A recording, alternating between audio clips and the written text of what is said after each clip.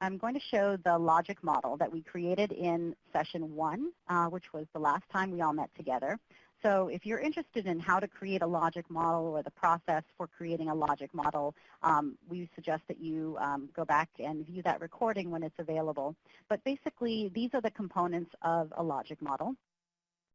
And one thing you'll notice is that we'll be going back to this logic model throughout our discussion, mostly focused on the outcomes that the program is aiming for, because we're going to talk today about creating evaluation questions that are trying to target those outcomes.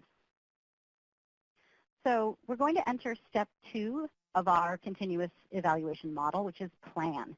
And here we will talk about using those evaluation questions and the connection to study design. So in this step, we want to think about what questions should this evaluation answer and using what design.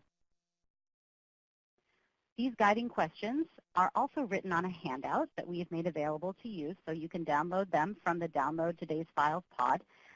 This is called the Evaluation Planning Template, and we have put the guiding questions that we'll be talking through on this template. So if you were to need this for your own work, you can follow along with the questions as we talk them through.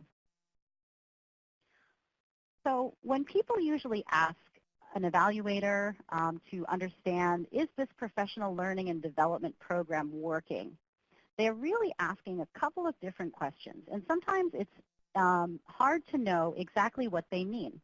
So these are 3 examples of questions that can be generically applied to many professional learning programs of various kinds. So the problem is, if you're asking a question, is this program working, that's too general. There are so many different possible questions you're really asking. You might be asking, for example, how do teachers feel about this program? You might also be asking, what are the effects of this program on the teachers? Are they using what they've learned? And then you also might be asking, what are the effects of the program on students? So all of those different questions are ways to think about, is the program working?